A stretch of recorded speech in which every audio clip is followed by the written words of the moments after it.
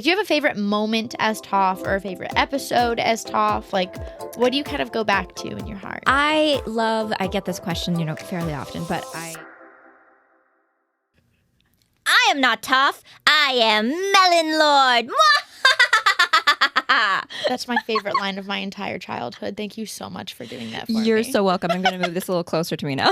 Yeah, now that you're not like screaming. See, I should be more aware of when I'm screaming in the mic and when I'm not. That's probably why they put this little filter on my mic, because I'm not good at that. Well, it helps, to soften the S's and the pops of the P's and the K's. Oh, yeah. They probably knew that I had a problem with that. Yeah, Hi, all Michaela. do. Hello. Thank you for joining me. Thanks for matching with me. People who can't see, we're twinning. We are. Earthbender style. It was the chair. It's the chair influence. Yeah, like the greens, the blue, like it's very Earthbender-esque. I'm a little water and earth. This is a little bit of it's like mix. a green-blue. It's okay. We like guitar also. We need all elements. Harmony. Harmony of the elements. Long ago, all the elements lived in, I don't remember what Long ago, the 4 nations lived in harmony. Then everything changed when the Fire Nation attacked. Blah, blah, blah. I created the show. Yeah, 100%. Yeah, we'll take that credit. But you played Toph Beifong on Avatar: The Last Airbender. Was that like a dream come true? Did you know how big Avatar was going to be when you, like, how did that even happen? No. Okay. How did this happen? Well, okay. I've learned with most things in life, you can only really try so much, so hard, and prepare so well. And then everything else is just place, time, luck, opportunity falling. Absolutely. And so, you still need to study to do well on a test, but you don't know what's going to be on the test necessarily. You still prepare and take acting classes, get your headshots done, go on auditions, but you don't know what they're looking for. Exactly. So it was another audition, just on another day from my agency. But, there wasn't anything crazy magical that happened with it. I started acting when I was 5, so I had some experience leading up to that point, so I wasn't just starting off with Avatar, although that's probably what most people know me from. And so, I had some experience doing a lot of background voices and ADR work. How did you get into that at such a young age? Like, how old were you when you first started getting into it? 5. Wow. Yeah. So, your mom decided? A baby. No. Oh. Not at all. I decided, I asked and she said yes. But friends of mine were in commercials in school. We came to LA when I was 4 because she wanted to come out here for the sunshine and the opportunity. That's what she said. Right. So a friend of mine was in a commercial at the school I was at, and I was like, that seems fun. Hey, Ma, what's this thing? Can I be in a commercial? Can I do this? And she was like, that's, kind of involved. Let's just do some trial and error before we just jump in. So she put me in some local productions of theater. I was in Oliver. I was like a little orphan with my little bowl singing Food, Glorious Food. And I was so happy to be there. I was so excited.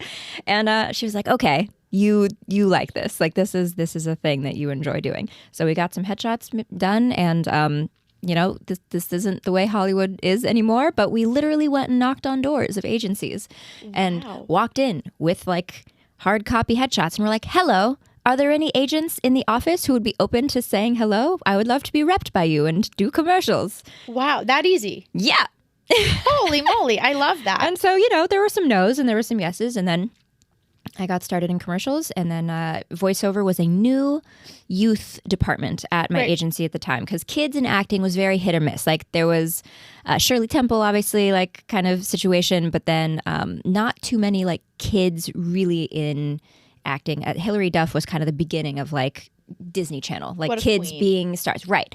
And so that was kind of the beginning of her career a little bit. And so they were starting to open up we need to actually have a roster of children, legitimate children, not just 18 plus playing kids for voiceover and for stuff like that. Right. So I kind of kicked off the kids department voiceover at CESD, which was exciting. Cool. And thanks to my mom, I did not watch a lot of TV, and I spent a lot of time reading, so I could read scripts cold, which is huge when you're 7, 8 years old. They're like, can we give you a script, and can you read it without needing time to figure out what's on the page? And that was no problem. And I took direction. Ta-da! Those two things. That is so impressive as a for child. 7, 8 years old. Yeah, it's a time. It was really cool. And so then it got to a point where I was just doing a ton of background voices for live action, for animation, for dubbing.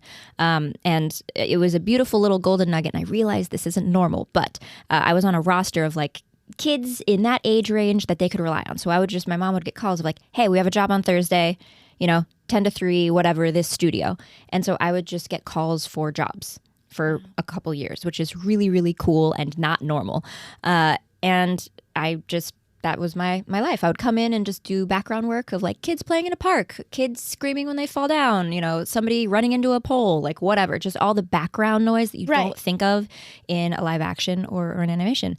And then I started getting some roles coming in for Meet the Robinsons and like Kronk's New Groove and then Avatar. And so then I started getting a few name roles as opposed to just background stuff.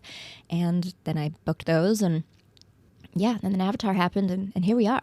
So wow. And like all 3 name roles, are those the only name roles or are there just a few examples? Those are the main big ones. Yeah. Like there were a couple of maybe one episode, like guest star characters, or in Brother Bear 2, there was like a flashback scene of like I think her name's Nala. Oh my gosh, it's been so long. I'm forgetting that. That's Lion King. I know, but it was something with an A that was similar to Nala, and I can't remember. My husband loves Brother Bear, but I don't think I ever saw it. But yeah, so there was like a flashback scene of like a young girl, so I play her in like those scenes, and so technically she's like a main character, but she's not like it's like title. her as a kid. Yeah, exactly. So Avatar is definitely the most main character that I've done. It's also such an iconic project. Yeah, I mean, not that like it's so interesting because even Emperor's New Groove, so iconic, just different iconic, like, right? Like literally, I will at my house anytime my husband and I are annoying each other. I'm like, you're throwing off my groove. I'm sorry, you threw off the Emperor's Groove. Yes, like all these projects are like. Did you have any idea at the time like that these were going to be big? As big as they were, or was it just like another audition that just so happened to work out? Another audition that happened to work out. It's kind of a combination deal because I feel like now a lot of studios and creatives like are trying to make the next big thing because everything is so contingent on like the dollar payout. Yeah. And that was kind of the case, but it was more organic. It was more like what's something cool and fun that we think the audience will like, but is also cool and fun. And so it was less about the result. And so there was a lot more enjoyment of process. Like the auditions were not as competitive.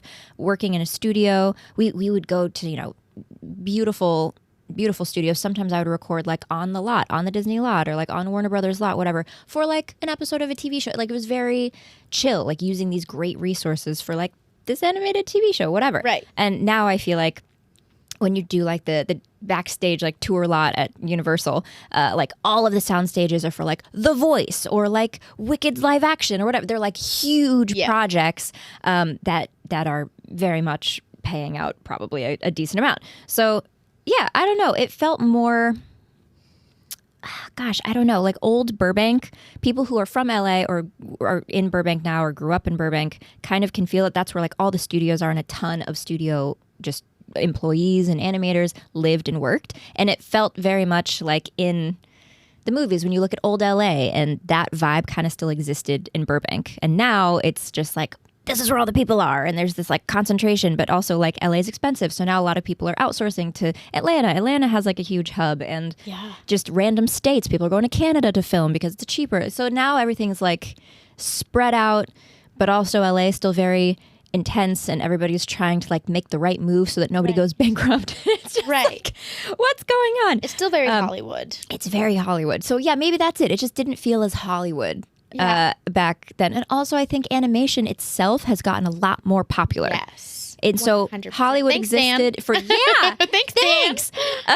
So live action stuff was definitely very Hollywood, like auditioning for live action Disney Channel stuff, which I did audition for basically every single show and got called back for many of them. And that felt more like there was something extra going on. There was a different vibe. But voiceover, it was like, oh, this isn't intense. Like nobody cares about this as much. They do, like they're watching it, but there wasn't as much pressure around it. Yeah. And now it feels definitely just similar par to on camera. There's so much competition. There's so many projects. Yeah. That's something that Dan talked about a lot when he was here on the show, talking about, originally he was always inspired by Jaws, and he really wanted to make movies. And then as he was starting to kind of get into the crowds, everyone doing like, live action type things, we're always worried about hair and makeup and appearance and, things like that, which is fine. It just wasn't his vibe. Yeah. And then, like, the animators were like, hey, you want to just hang out and chill? Hey. And he's like, yeah, I really do. And that's love to chill. Now we have Phineas and Ferb. Woo! I hope I want to be a part of that world so badly. I don't know how and when or what, but I know that they're like creating new stuff, and I'm like, oh, hey, me. Literally, literally, my husband and I were talking, and he was like, have you ever thought about doing voice acting? And I was like, one just can't ask Dan to put them on. He's like, no, you can. You're friends. And I'm like, no. You can't ask that. I feel like you can. Like, anybody can ask, I feel like, a favor or a question once, maybe twice. But like that's my take on things. So like once, I have maybe twice. Feel like people who are producers or writers or directors, like I've got one question or one favor or one ask of them at some point, and obviously not like at the beginning of friendship, but like for sure. Once some time has passed, if it's like, man, I could really use their perspective or really use their eye, or like would love to have their name like supporting me on something when I email somebody else, whatever. There's like one ask of like, hey, I'm trying to pitch this script to blah. Would you mind reading it over and giving me your thoughts? And if you like it, supporting me when I pitch it to Netflix, whatever. Like asking something like that. So I feel like if that's like a thing and you're like, this is my ask, you totally could. See, I don't even know if like, I don't even know if Hollywood life is for me. Cause like I'm a very easy go. Like I say that, but I'm also very high strung. But I mean, like I'm a very low maintenance. Like, I don't think I could keep up with the demands of. It's weird. It's weird because I didn't realize how lowly high maintenance Hollywood is until I watched a lot of my friends move out or move back, because I grew up in it. So I've grown up with the change a little bit. But I'm also not perfect at like the game. Nobody knows what the game really is, but everybody's kind of playing it. Yeah. And I didn't realize that LA is very tricky to navigate, because it's something where when you go out, you have to subtly make it known that you're very much a player. Like you've been present in the creator space. You do podcasts. You're a person doing things. Yeah. You're not just there as a nobody, and nobody's a nobody, but a lot of people want to know that you're doing something. No, I get that. And so you can't be starting with it. You don't walk in and be like, hi, I'm Toph, which is funny because people are like, why not? And I'm like, because you don't. That's not, you don't do that's that. not how it goes. You can't just call up Taylor Swift. Like that doesn't happen. Not how this goes. Why don't you just call Taylor up? Super chill. So yeah, it's like this weird balance of when I'm out at like a speakeasy, and I don't go out that often, but when I go out, I'm like, okay, I'm gonna like go out and like talk to people, make new friends, whatever, and I'll meet people who are producers or writers or musicians, and it's like, cool, we go out and we vibe, and I don't really like to drink that much, but I love dancing and I can stay up late, whatever, so I'll like hang with the vibes, have a good memory, we'll all follow each other on Instagram, and then they'll be like, oh yeah, like I watched Avatar, like when they see my Instagram or something, and so then there's like a recognition of like, cool, you've been active in the industry for a while. Yeah. You're not just going to be asking me for favors or like dropping my name to try to take advantage of me. Because that does happen a lot. Not to me, but just to people, especially of higher status, which is understandable. So then, months will go by or years, and then we'll like cross paths again at another event. And then like make another step closer of like, oh, maybe we should work together one day. Yeah. Like, what are you doing? And then it's like, it just takes time. Yeah. And you got to plant the seeds. Yeah. In the spaces and like seeing the faces a number of times before people get comfortable, like maybe opening up and maybe collaborating and maybe like answering that email or like, doing a favor for you, And so it's like a very slow burn. And I didn't realize that until like my ex-boyfriend moved out to LA during COVID, and I watched him really struggle to like get acclimated to LA. Granted, it was COVID, but also it's kind of just LA. It's hard. Yes. It's a weird city. If you don't know how to handle like it's a very high paced kind of place. No one's gonna hold your hand. Like you have friends and you have support, but like at such a fundamental level, solo. like you've got to figure it out, and you have to be sure of yourself, and you have to insert yourself, and that's one of the reasons I will never move to LA. Yeah, and it's not New York where you can then just go out in like the West Village, go out on the Upper East Side, and go to a bar and find friends. Like you will make friends immediately in New York. I have found in LA. You have to go somewhere. Like where you're living is not where people are going to be out necessarily, unless you're like in the middle of Hollywood, in which case, bless you. But I will never. I can't do it. But where I live is like 30 minutes away from like anywhere that's like relevant right now because I'm in the Valley. Yeah, nobody's I feel doing that. stuff in the Valley. Well, and also like a fundamental part of LA and a big reason why I will never move there. And I say this with like also a grain of salt because I have met some really amazing people and made some real relationships and friendships. Yeah. But at the fundamental level, people go to LA because they want something. They have a goal. Yes. They have something that they're striving for. There is an agenda. Yeah. And I just don't feel like I can live in a place where it's only that. Where it's agenda'd. All the time. And again, I say that knowing that I have met some amazing human beings. I have made some real friendships. Like, you're my friend. Yeah. But I don't like that kind of in the back of your head all day, every day with every single person. Yeah. I don't think I could do that. Like, I'm such an overthinker that I think I would start getting paranoid of, you know what I mean? Yeah. But you know, like, did you make some real friendships on set with like your Avatar Well, cast? I was actually going to talk about that because friendships have been hard for me. Yeah. I'm an only child of a single mother. The rest of our family is in the Midwest in southern Indiana. And I didn't really... You know, I'm on some sort of spectrum according to some book somewhere, I'm sure.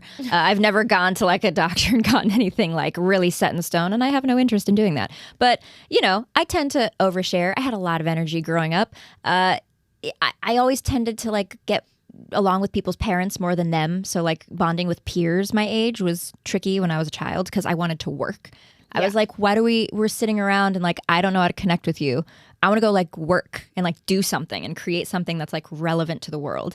And so I did not grow up really with the like friendship making chip coded very well. Got it. And I was homeschooled for a while.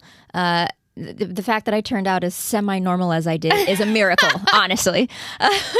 But yeah, when I got to middle and high school and I kind of stopped Avatar and I wanted to like focus on school because I wanted to be a doctor. So I was like, I'm going to go to high school and like focus on math and bio. I wanted to be a cardiovascular surgeon. Oh, wow. Fancy. Okay. Changed. And it didn't get necessarily better. I had a couple friends who like I'm still close with and like our friendship has grown and like we've all of us obviously gone to college, grown differently and like come back together and like we're still friends and this is awesome. But it wasn't natural. It wasn't easy for me to just be like, yeah, friends, to like go out and do stuff because also going out and doing stuff costs money. Yes. And that was a huge thing growing up too, is people are like, oh, we're going on like a weekend trip. Somebody has to pay for that. We didn't have money. I'm sorry, I can't go. Like, it's just too expensive. That's so interesting because people would assume that because you were on such a hit show, not only a hit show in a hit movie, in another hit movie, like people who don't understand Hollywood might just assume that you'd be set for life. Yeah. And that's not the case. And I'm very grateful and this was all, you know, I'm aware of these things, but like a lot of my money actually covered like our rent and like food and stuff because I was like actively working and my mom was taking me to the jobs. And so obviously it was just us two. So the extra money would kind of just be put away. She didn't want to spend it, which is smart, but she put it into a Coogan account and was like, I don't want to spend all of this. So maybe I could have gone to the weekend trip in San Diego or whatever, but she very much took like the excess and just saved it for when I got older because she was like, I don't want to just that's smart. Spend this all right now. Right. Which, you know, I think is smart. I think she also was just trying to make the best call. I don't know if I would have made the same decision. Yeah. Because I get that. You can think someone is in the right in their decision while acknowledging that like I might not have done the same things, but I don't think you're wrong for this. Because also, you know, in her head too, she was like, I also want to keep it in case things go sideways and maybe we need it. Maybe she needs it. Maybe whatever. Maybe we use it for college. Maybe whatever. So she, very much was just kind of saving. But yeah, no, there's not a lot of payout.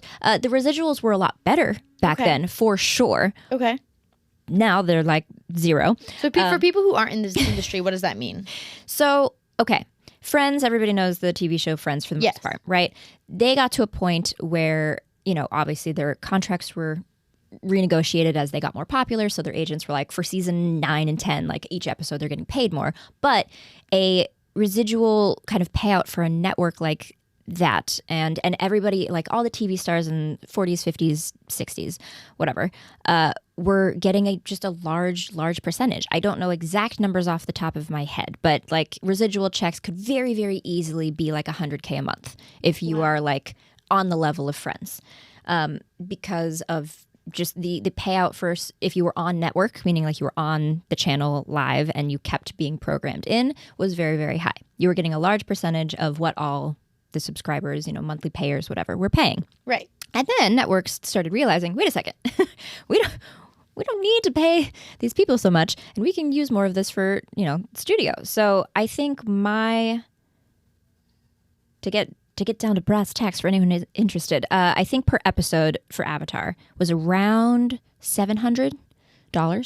Wow. Yeah. And oh my gosh. I think that was also for me. I think they added on percentages for my agent and for like other stuff and for whatever. So I think the 700 around there was mine. I'm trying to remember like reading contracts when I was 12 because my mom let me, read through them with me.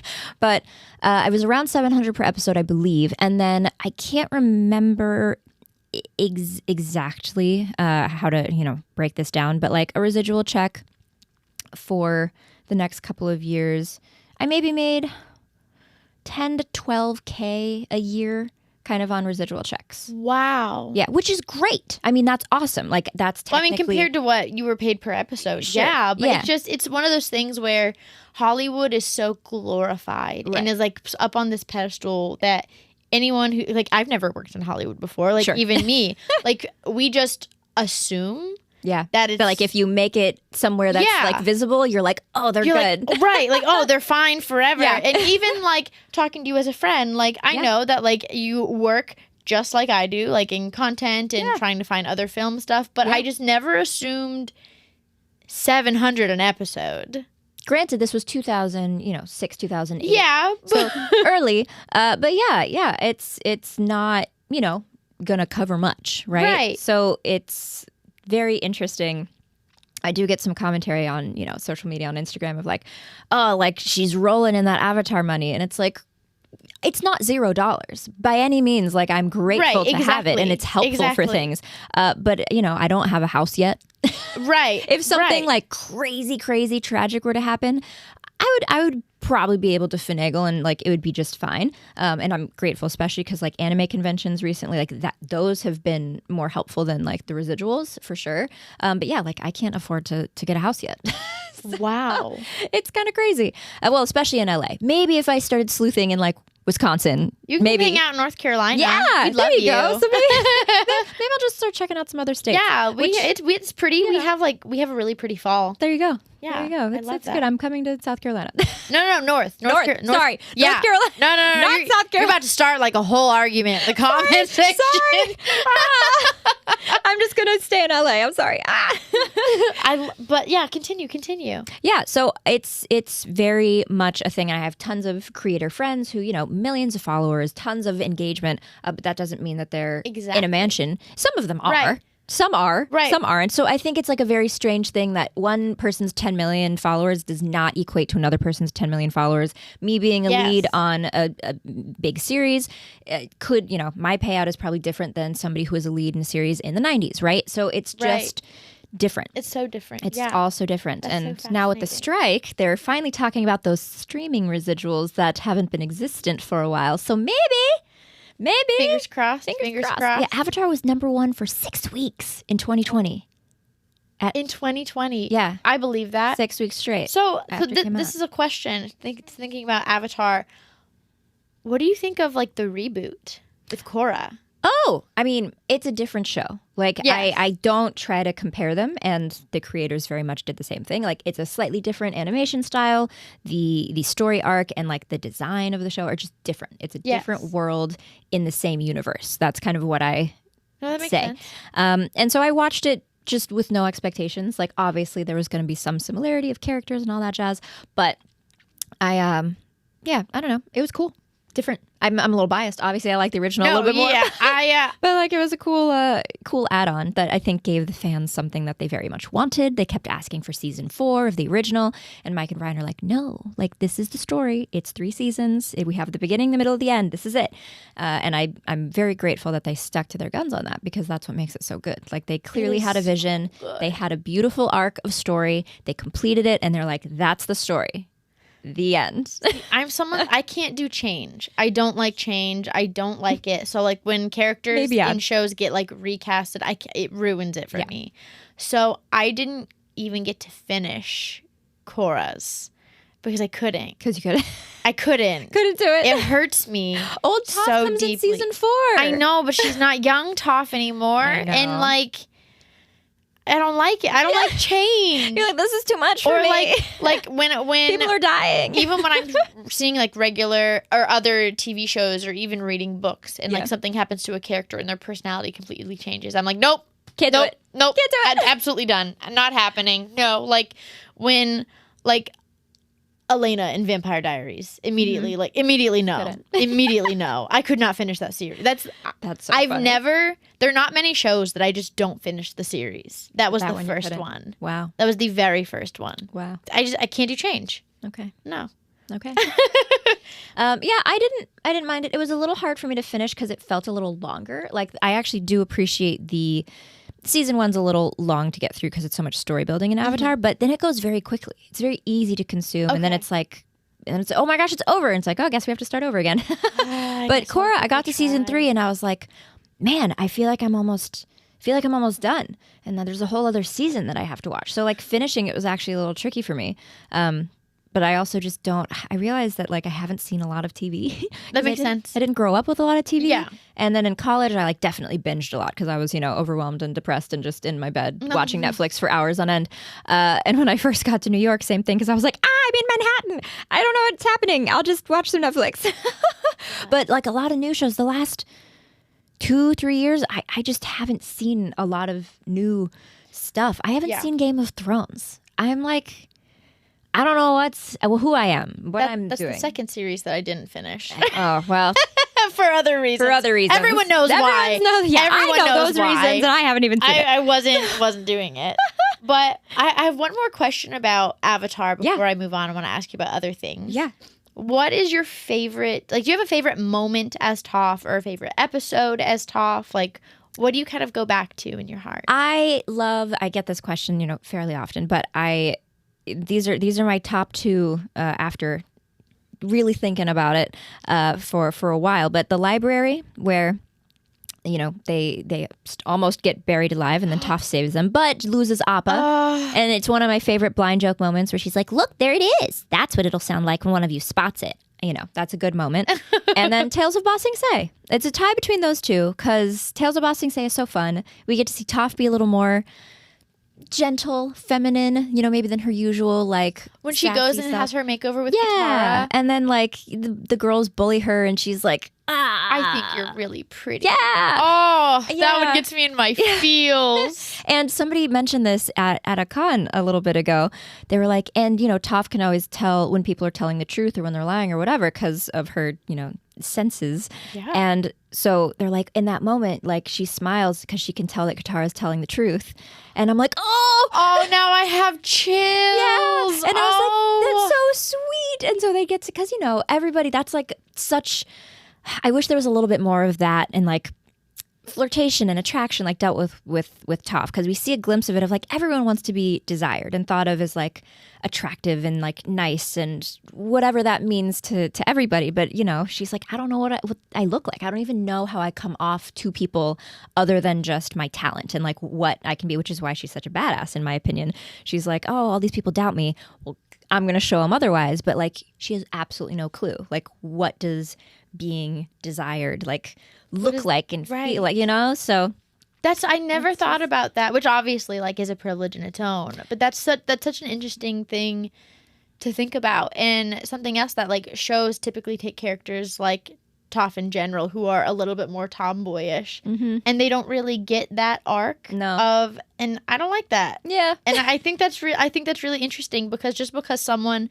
is a little bit more powerful, or just because someone is a little bit more tomboyish, doesn't mean that they don't want to feel like they look pretty. Yeah. And doesn't mean that they don't feel like they, are desired in any kind of way. And I think that's a really, I'm rambling because I'm just repeating what you just said, but it's because I'm like, now thinking about it, and I'm like, oh yeah, no, that's a really good point, and that's something that should be talked about more. And I think she's not, I like to use Korra as a nice reflective example, I suppose, because she's obviously not the most gentle mother figure.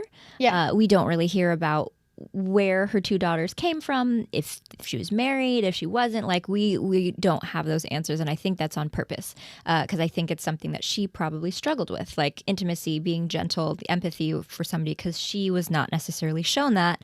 And her coding as like a teenager when she's 12, 13 was, you get recognized, you get freedom, you're valued when you are powerful, when you can defeat somebody in a duel, when you can be independent and like make your own choices. Like, all of those things were prioritized, and not the friendship, listening to somebody's thoughts and opinions. Like, her parents just straight up ignored her desires, and they're like, you're blind, you're incapable, you're not able to do anything. And she's like, what the heck? So that's like, 12, 13 years of that being just pressed into her from her Sorry, parents. you said Korra, and I was like, I don't know anything about Korra. So I don't. Korra. Cool, in cool, Korra. cool, Yeah.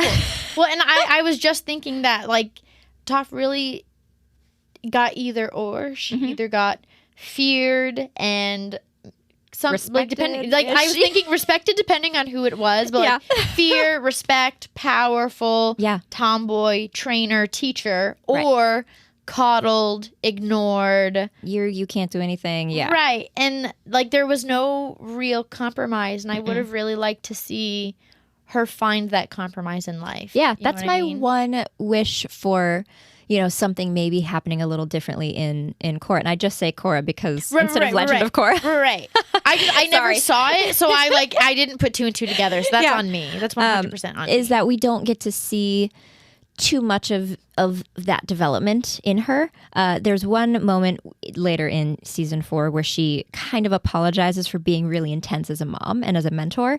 And she's like, I tried my best. And like, I think we turned out all right. Like, I love you kind of moment with her, with her kids and with Korra as well. And so we kind of see her soften, but I also feel like there is, a sadness there of that she didn't find it. She didn't figure it out like while she was in her prime. Well, that's also such a real statement. I tried my best and we're okay. Yeah. And like that's such a Which is super real. Like that's so real. So Avatar was always so good at finding those real things. Like those underlying like haha comes off as super playful, but like it really gets you down in the guts. And so I've used that as as a real lesson for me, because I feel like a lot of us, when you're cast for something live action, people are like, oh, what are the similarities between you and this real character? Like, obviously there are pieces of you in the character and vice versa because it's you playing it.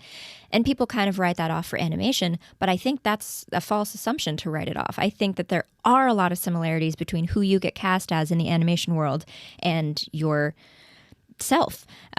There's a certain degree of separation, but I definitely, grew up very independent. I mean, started asking my mom, I was like, I want to work, I want to make money, I want to create things when I was like 5, 6 years old. I want to make an impact, I want to be powerful, I want to like be seen and heard and have my own opinions, like very stubborn. There's a lot of similarities between me and my character, and I kind of noticed that with a lot of my castmates as well. I'm like, yeah, this all makes sense. You all make sense with these characters. Do you ever feel like because at such a young age, like you started working, like, and you wanted that at the time? Yeah. Do you ever have regrets and feel like you weren't really able to enjoy childhood, or you like wouldn't change anything? I think, and this may bring us to a touchier topic, but I think when you're born with the cards you're dealt with, I personally would have not changed anything. Okay. If I were born into a family that had 3 estates and multiple horses and we summered in the vineyard every June, perhaps I would have preferred having a real childhood, but I didn't. Really? Okay. I say real childhood. But Mine was real, like but, a more relaxed, normal, stereotypical childhood. But that wasn't what I was given. And I didn't feel like, oh gosh, I have to make money because I must support our family. But I definitely was like, I want to be something seen, bigger, better, recognized in the world, and not just kind of sitting in my backyard jumping on the trampoline, which I did love doing, but I also wanted to like feel like I was present. Well, you world. clearly were also a very intelligent child. Like, do you think that you felt like do you feel like you felt like that more mature awareness? Like, kids are just usually sheltered when they're younger from like real world problems. Mm-hmm.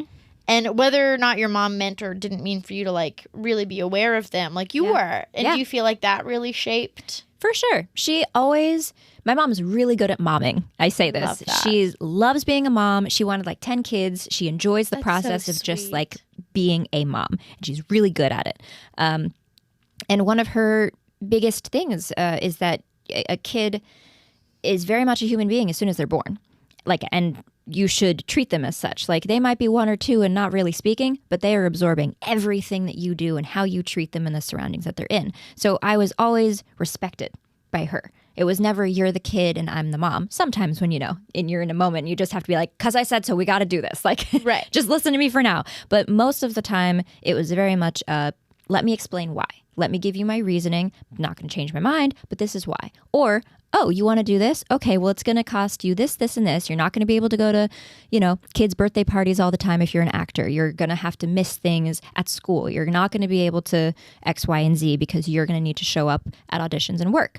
So are you willing to give up those things for this? So it was very much a rational, thought-through, intelligent conversation with, a 5-year-old, right? Yeah. And so, obviously I would make decisions using my little 5-year-old brain, which I may or may not have changed my mind later. Right. But it was always a respect thing. It wasn't I know more and you know less. It was like, I'm including you in the conversation so that you can learn how to like be a fully functional human.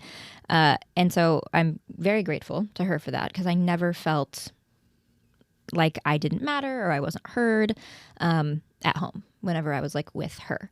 So that I'm super grateful for. I know a lot of people don't necessarily have that relationship with their parents, especially in like Hollywood. I met a lot of stage moms and I was like, thank God. Like, I would have can only not imagine. done well in that environment. I was a very sensitive kid. I mean, I still am very sensitive, but I can just process things a little bit better now.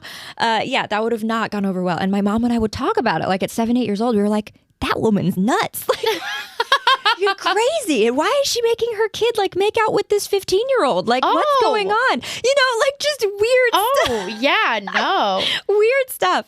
But she clearly empowered you in your own choices to the point that like you quit. Like you walked away from voice acting. Like, how did you come to that kind of decision? I did not cling on to the industry like at all. I had like a very lofty goals, which she supported. Maybe she supported these a little bit too much because they're a little insane. But she had me write out 1, 5, 10, and 20-year plans.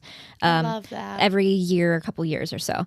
And so when I was, 7, 6, this was my dream trajectory, okay?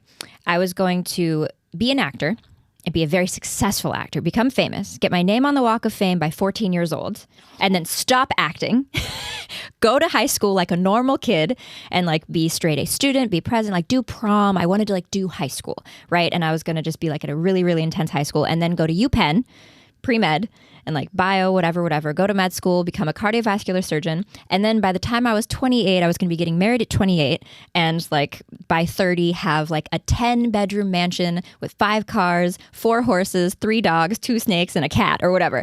And I had just this whole like trajectory, which is insane, like certifiably insane. Like there is possibility that you could do that, but like, that would be nuts. But my mom was like, yeah, okay, let's aim for that, because if we aim for that, we're gonna at least find somewhere along the line.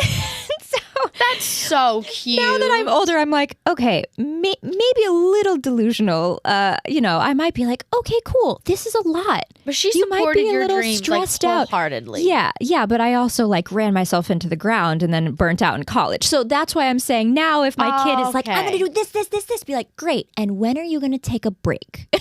Okay, so you did burn out in college. Absolutely. So you went in pre-med? Yeah. So I did, I didn't get my name on the Walk of Fame. Darn. But I did stop acting when I was 14 professionally. Kind of. I still did a couple of things here and there. Like my agent sent along some things, but I stopped, for all intents and purposes, stopped acting. And focused on high school. I loved math. I loved bio. I was, I should have seen this coming, but I loved being in the theater productions. I was in a cappella. I was in choir groups. I was in the dance, program, whatever. And also loved math and bio. So I was doing high school. I got to go to prom, had a high school boyfriend, dealt with, some mean girls. I had a school uniform, which I liked actually, because it kind of leveled the playing field a little bit at school. So nobody really knew where anybody was coming from. So I got to like play rich, which was great because everybody just assumed like my uniform fit well. I took care of my hair and my skin. Nobody knew that I lived in this tiny little apartment down the street with $0. Oh, wow. It was great. Avatar money helped pay for high school because I went to a private school and I got some financial aid. But yeah, Avatar helped me pay for my high school, which is great. Thanks, Aang. Thanks. Yeah. Thanks, Twinkle Toes. So yeah, that was my life. And then I got to senior year. I didn't end up liking UPenn. So that was kind of a surprise to me. I was like, oh, I don't actually like this campus as much as I thought I was going to. But oh well, I really liked U Chicago. And that's where I was planning on going. And then I got into Yale. And I was like, well, feel like I should. I mean, if you have to. Feel like I should do this. But that was actually, and I say this, that was the first time I made a decision that was against my gut. I went for the name because I felt like I should.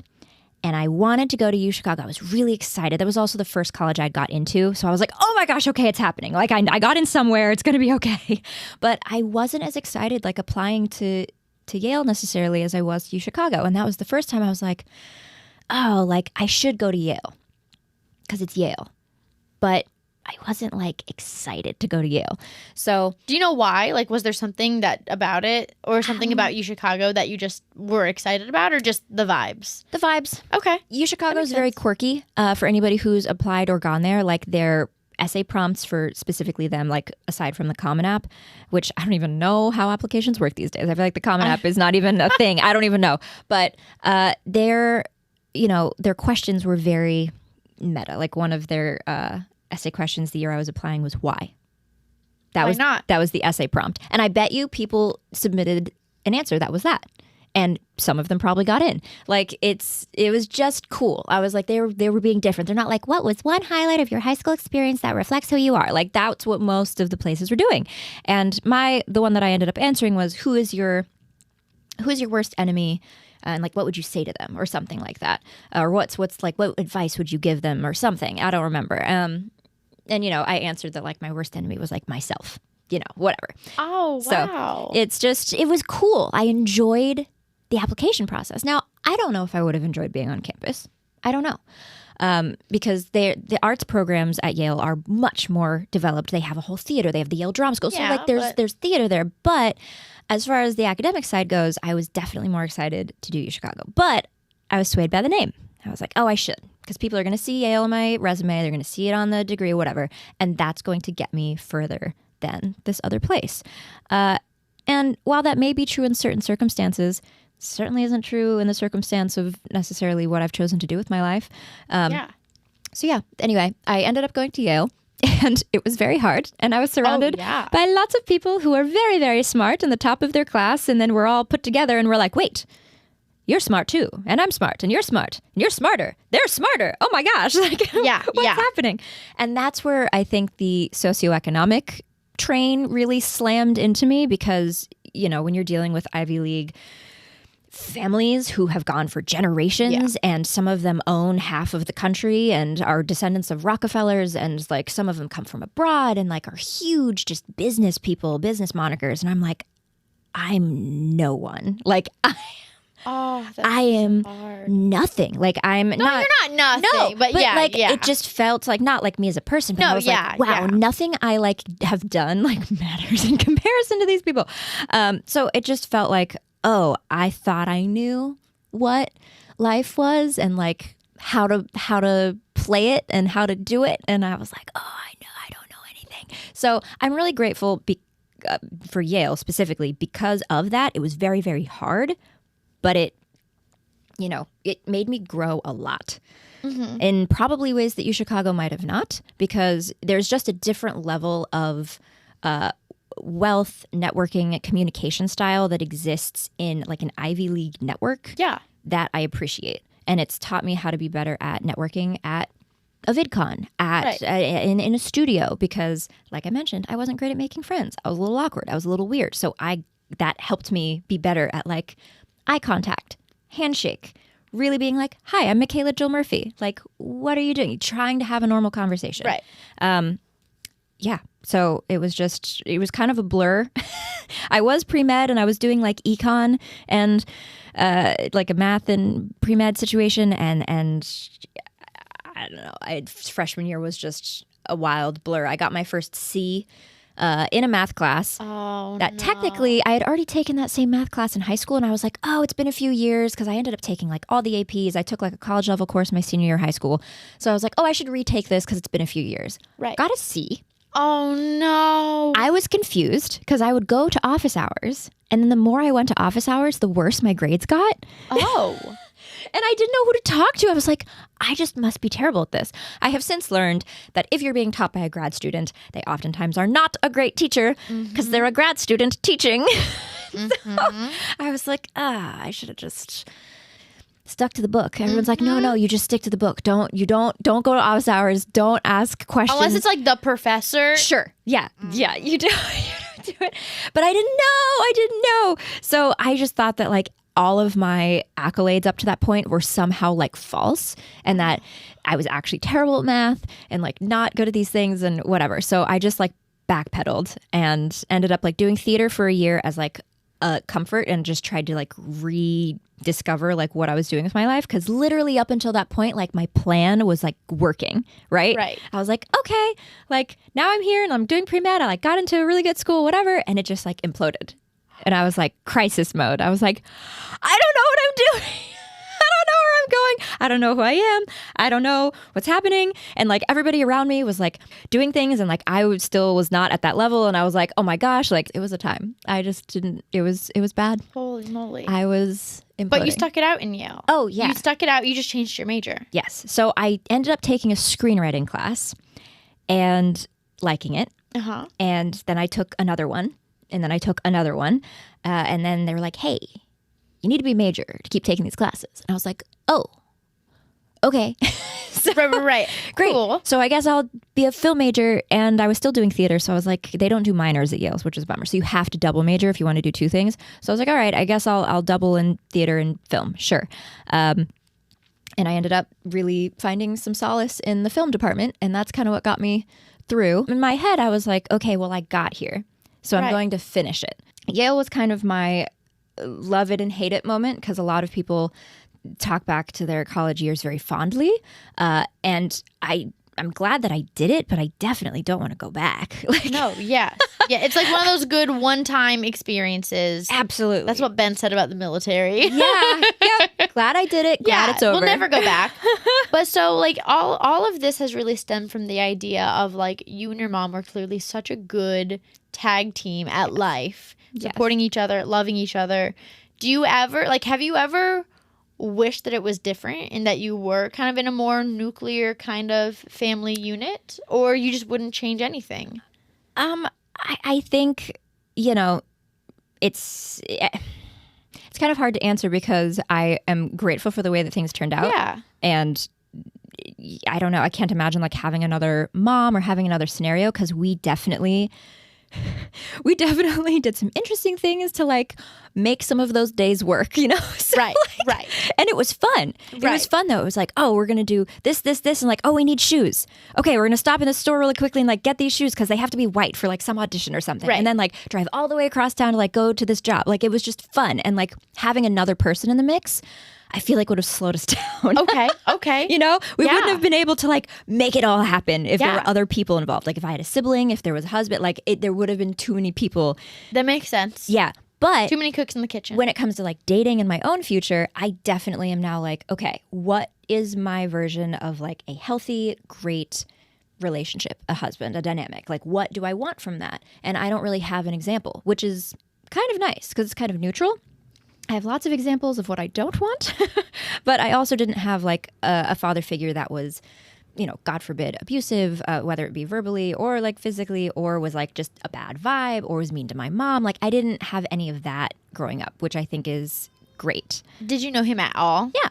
Yeah. Okay. So you did. Yeah. Do you like talk to him at all? I was unexpected. Okay. I'll just say okay. that. So, you know, I know who he is. I have 3 half brothers, but they all live in a different state. They were never like part of my life really growing up. So like everybody was aware of everybody, but nobody was ever with me growing up in LA, like with my mom, anything like that. So yeah, like I know who he is. He's fine. I mean, you know, I was a surprise and then he like didn't really help with that, you know? So there's some mixed feelings when it comes to that, but I like did not want him to be around Right. with Like my mom if either. he didn't care, like it would just bring everybody down. No, I get that. Exactly. I get that. And So, that's I feel like people you're either like very much of I know this would have been really bad and I'm glad that they weren't around, or they're kind of, you know, what if kind of. So I was just wondering because, you know, people, it just depends on the experience. Like everyone's it would have not gone well if he would have decided to be more present. Yeah. I mean, he also had 3 other children with somebody else. So like he stayed and was, you know, He did the for thing. the 3. Yeah, for he did other the thing people. for other people. Yeah. He did the thing. So, you know, there are some moments where I see like a daughter have a really great relationship with her dad, and like and mom, like it's a whole family unit. And, like, Right. parents get along with kids get along with parents, and I'm like, I want that, but like I want to create that. It's less about like, oh, I wish I had this because like my mom and I did. It would have been too complicated with other people. Right. It was definitely nuts. We did some crazy random things and it was fun. So like, I don't want to change that, but I know that I would love to create an environment like that for my family. Yeah, I love that. And I don't know what that looks like. The dating world is... I don't think it has to be like a structured thing. It's what feels right to you, you know? Like there's no right or wrong answer. As long as it's all like healthy, there's no right or wrong answer. Sure. And I had to put that caveat in there. Yes. As long as it's healthy. As long as it's healthy. And I mean, it's been nice kind of accepting the fact that I do have high standards, but it's not like I have high standards for somebody else. They're the standards that I hold myself to as well. And I think finding somebody who's on the same page as those standards is going to take some time and some patience. And more recently, I've kind of become more at peace with that. Like I'm 29 now. I'm not like trying to get married tomorrow, but it's very much like if I'm dating somebody, it's going to be with intention. And if you don't feel like you're up for marrying me at some point down the line in a couple of months when we start to get to really know each other, what are we doing? Absolutely. And I think that's very intense. I think a lot of people would be like, oh, but you're still so young, or oh, that's like too much. Like you just want to get along. And I'm like, that's fine. But that's not how I roll. And I'm just and that's okay. being and that's okay all right. with that. Yeah. And I think that, you know, just because everyone has different goals or just because your goal or your wants is different than someone else's doesn't make them any more or less important. Oh, so like, absolutely that's not. so valid. 100%. Yeah. So like I guess like even I'm trying to think of how to phrase this because I feel like in the entertainment industry, like the idea, I think it's so different for men and women because like women, yes, I feel like it's almost seen as like weird for women to be married at a younger age. In the entertainment especially industry. with like Millie Bobby Brown really getting married to like her fiance, and then there was one other one who got married recently on the younger side. Well, even just like in general, when I go to creator events and like I see the faces when they're like, "You're married," and like they're like surprised and a little like shocked. Like they're like, "What happened?" Right? They're like, "Are you okay?" And you're like, yes, actually. Yes, it's fine. I made this choice. Right. But then, like, I feel like it's not the same for guys. Like, say, oh, you're married? That's so sweet. And Yeah. then, like, you move on. Yeah. But, like, for women, it's like, you're married. And I feel like that's not... I've seen it mostly in, like, the entertainment industry, like, in content creating spheres. Maybe it's because I'm from the South and, Maybe. like, Yeah. it's so normal that I only see it when I leave for content creating. But maybe I'm just rambling at this point. So I will ask you one last question. Yeah. What is something that you really want to leave listeners with? Like, either something you've learned Oh, or life gosh. advice, Okay. like something that you just value and want to pass on to others.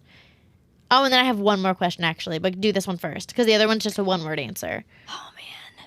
There's so many things. Okay, the first thing that that came to mind is drink enough water. No, that's important. Drink a That's lot of water. important. No, but aside from just, keeping your body functioning day to day, I think, the biggest thing that I guess I've learned that maybe will hopefully help somebody else is to be accepting and, like, gentle of things that are important to you and, like, own them. And be aware of the fact that it doesn't affect, like, other people's priorities. Like, other people are very much going to be different from you. And that's okay. And that's okay. And if you want to, be influenced by them, you're like, actually, I kind of like that idea. Or, like, actually, I really don't. Those are all fine. And to sink just really, really hard into the things that, like, you vibe with and prioritize. And that doesn't mean necessarily being preachy about it. It just means, like, that's how you feel. Those are your priorities. And, like, that's how you function and live your life. And the more you do that, the more I think things around you, like opportunities, friendships, whatever, will unfold that, like, match that. Last question. This is probably the most important question. Okay. Most important question anyone could ever ask you. And it Okay. only really requires one word. Who's more powerful, Aang or Korra? Oh, gosh. I did not know where that was coming from. Oof. Ooh, okay. I'm going to Aang. Okay. Because I accept that. he considers. Yes. He's careful. He's more careful. I'm talking about more of a bigger, term, I guess, powerful. Conscious. He's more Yes. conscious. Like, in the immediate moment, sure, Korra might, like, blast you to smithereens. But as far as, like, long-term, like, power, like, Longevity. calm power, I think Aang has a little bit more of that because he's like, wait a second. Who am I hurting anyone? Like, am I, Yeah. And Korra quite literally, like, her intro to us. I don't know anything about her except she's a little hot-tempered. Yeah, she bangs through a door and she's like, I'm the Avatar and I'm going to kick your butt or something. Like, opposite energy. Yeah, completely Opposite different. energy. Okay. I love that. But I also, I'm also biased because, Aang was my... we can both be biased. Aang It's was all right. my I say OG. Aang. I taught Aang everything he knows. No, I'm just kidding. Thanks so much for hanging out Of course. Thank you Yeah, for hanging out with me in our matching shirts and chairs. Oh, yeah. Yeah. Our Earthbender attire. Let's go get tones. food. Yeah. Thank you guys for hanging out with us, and we hope to see you guys next week. Bye. Bye, my lovelies.